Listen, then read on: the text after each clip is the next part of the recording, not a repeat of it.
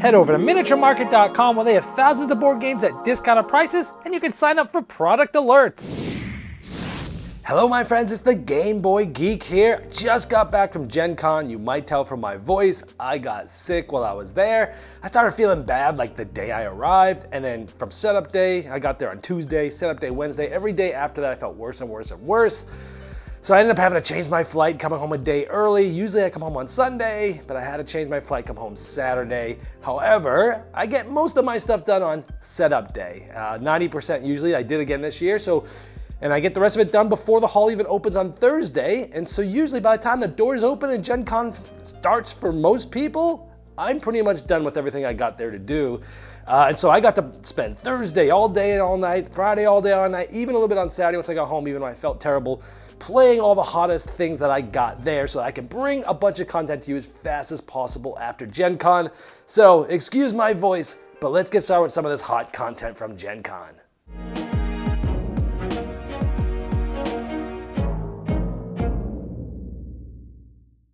So today we're going to be using well, not necessarily exactly a Turing machine, but we're going to be using sort of analog style computer punch cards to try to figure out a code and deduce things. This is a straight up deduction game for 1 to 4 players from Scorpion Masque, in North America brought to us by Hachette. It's kind of spelled like hatchet with 2 T's. So this was my #1 most anticipated game at Gen Con. So let me show you how this plays. I'll see you on the other side. In Turing Machine, you are going to try to be the first one to identify the 3-digit code that is the solution for your specific game. And you're gonna be doing that by asking questions and keeping all of your findings behind your shield here so other people can't see what you're doing, and this doubles as a player aid. So each puzzle is gonna have a certain amount of verifiers. It's like these little codes here. Now normally you put the cards like this and like this. I've put a sort of turned some of them just to make it easier for you to read here. But this one has 4 different verifiers. Some harder problems will have more. So let's say for my first code, I'm just going to go with 1, 3, 5. So 1 blue, 3 yellow, 5 purple. Also, if you're colorblind, it has the shapes there. And so you'll grab these. There's a bunch of 1s, 2s, 3s, 4s, and 5s. So I'm going to do 1, 3, 5. So I'm going to grab 1. I'm going to grab 3 from the middle one and 5 from the last one. Now when I do that, I put them on top of each other, and this makes a cool little computer punch card where only one hole goes all the way through for that exact code. Really interesting. Now I can ask 3 different verifiers a question. So again, there's only 4 of them in this game, but some of them might have more. But in this case, I get to choose up to 3 of them that I want to ask. Each of them is thought of as a question. I want to ask this one. I have a yellow 3. This verifier compares that to 3. So this verifies, is the yellow number, compare it to 3. Is it going to be less than, equal to, or greater than? So right now, I actually chose 3 as the yellow. So if it says yes, we know that 3 is yellow. If it says no, we know it's not 3, so it's either going to be less than or greater than yellow. So I would secretly take this, which I have with a dry erase marker, it comes with this. You mark this as A so you know which one it goes back to. You're going to take this and you are going to secretly put it back here where other players can't see it. Now just to show you what these look like, they're kind of crazy. And they have different numbers on them depending on the solution that you're trying to fix. The way they design this is absolutely mind-blowing, how they figured out how many puzzles. So I'll do this, and look at this. I put it down here, and it helps you figure out which way to put it. Circle, square, triangle. That's just to reference you. And I come in here, and it has the X. So that means, okay, this was 3. This compares it to 3. It said no. So we know that yellow is not 3. So I'll say I asked A, it was X, so it was no, and I know that yellow was not 3. I also could put down here, yellow's less than 3, yellow's greater than 3, and then just start crossing them off. Any way you want to take notes is fine. I also now know, since it's not 3, I'll cross it off there. I then asked that question to verifier C, which says, which color's number is larger than the others? Is blue larger than both purple and yellow? Is yellow larger than both blue and purple? Is purple larger than both yellow or blue? I have purple. Purple is larger than both yellow or blue, and it says yes. So we now know that purple is larger than that. It doesn't mean it's 5 for sure, but it does tell us that purple is larger than yellow and blue. So I'll make those notes here. I'll say C was yes, and purple is greater than yellow or blue. Now you can ask up to 3 questions. Sometimes you won't want to ask them because it's a tiebreaker. If you and someone else figures it out in the same round, it's whoever asked the least amount of questions. So far we've asked 2. So I also decided to ask verifier D, and this says, is there more evens than odds? or odds than evens. Now we look at this, and there are, in this case, there's all odds. And it says, so, are there more odds than, so in this case, we have more odds than evens on our board, and it says yes. So we know that there's going to be more odds than evens. So I'll say D was yes, and it tells us that there's more odds than evens. Now because I've asked the maximum 3, I'd be done for the round. We'd wait till people finish, and once everyone's done with that round, then we all simultaneously will hold our hands. We go 1, 2, 3. If you say thumbs down, you don't know the answer, or you're not going to attempt to guess. And if everyone says no, you go to the next round. If anyone says yes, those players try to look at the solution. There's answers in the rule book for the different puzzle that you're doing. If only one player gets it, they win.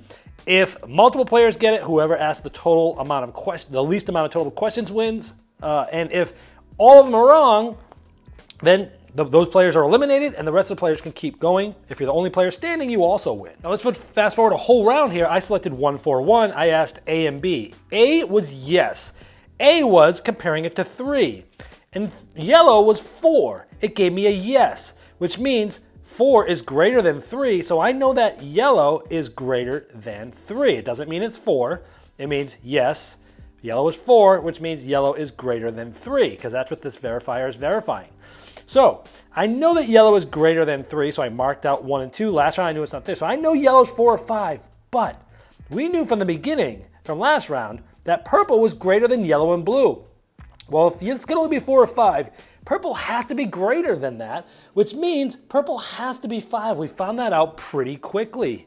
And we know that yellow is not 5, so we know that yellow is 4, for example. Then we went here. We did B, which was how many 1s are there? 1, 4, 1. We had 2 of them, and it said no, so we know that there's not 2 1s. So that's one thing to know. Now I'm not going to go through the rest of the game, but that just shows you, even just 2 quick rounds, how I can deduce things pretty quickly. I've already got 2 of the 3 numbers in this problem.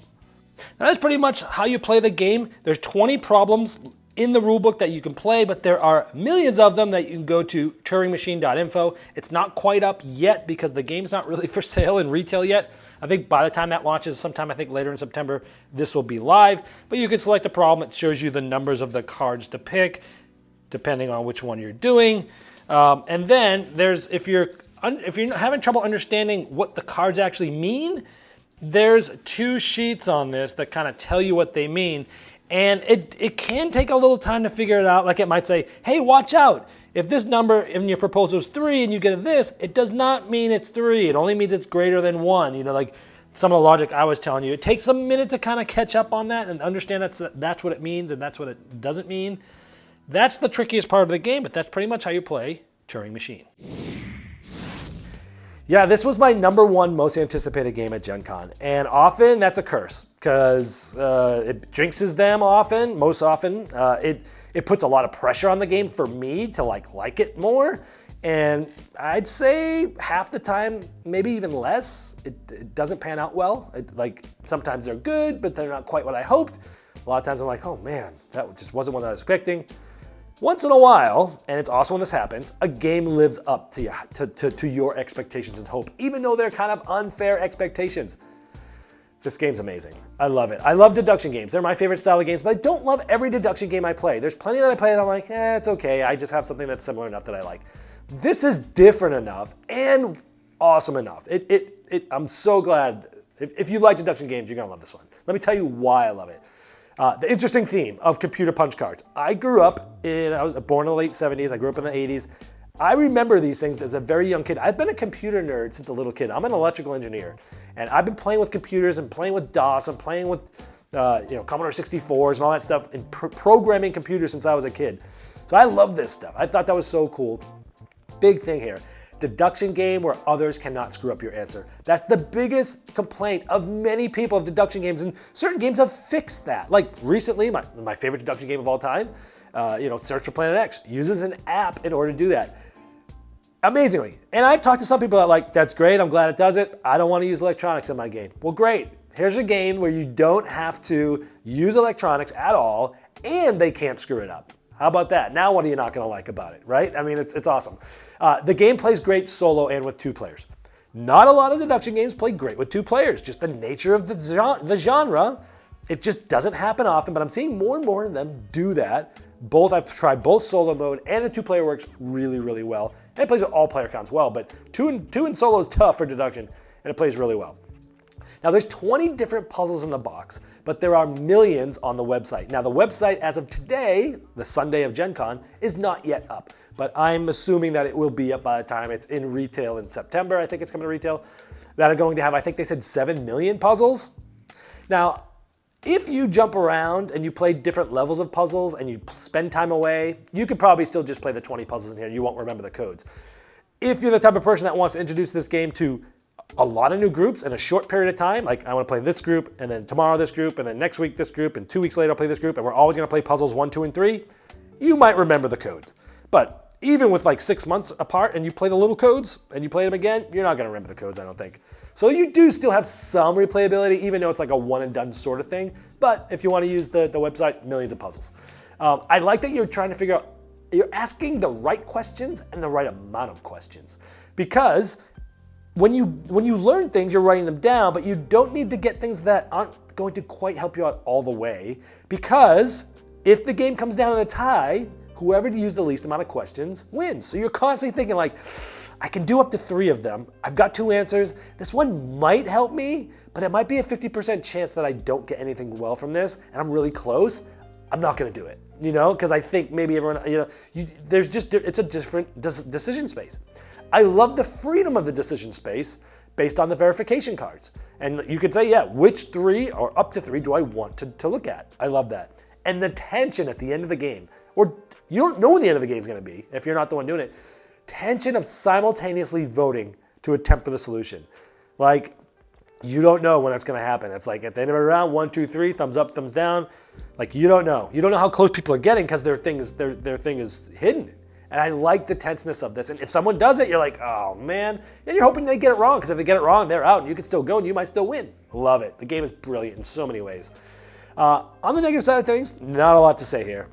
If you don't like deduction games, it's not going to make you like deduction games. There's some games that kind of like, hey, this is kind of like hidden deduction, or this is like deduction with this, and you might be able to like trick somebody into playing it that doesn't like deduction games. You're not tricking people into this game that doesn't want to play deduction. This is straight up hardcore deduction. One of my best friends, Greg Dixon, he's been helping me in my game group for 10 years since I started doing reviews. And he's always like, deduction games are okay. They just feel like work. It's like, since I was a kid, I used to do logic puzzles in bed every night before I went to bed. That's how I would go to sleep. I love it. It's not work to me, it's fun to me. But for a lot of people, it's work. This will feel like work to most people that don't like deduction games. Also, I wish the number of cards, so you put these cool cards in this little folder in the box. You put the thing together and the assembly can stay together on the box. But you gotta take the cards out to make the box close. They need the box to be right size. I get it. I am really nitpicking here. If there was a way to keep the cards in order and keep them slotted in the thing and still get it to fit in the box, that would have been great. I understand this is a nitpick and probably wasn't able to happen in a box this size. But for all these reasons, this game's amazing. If you like deduction games, no brainer. You gotta get it. And for all these reasons, let's get into Sax Serenade. So here we go.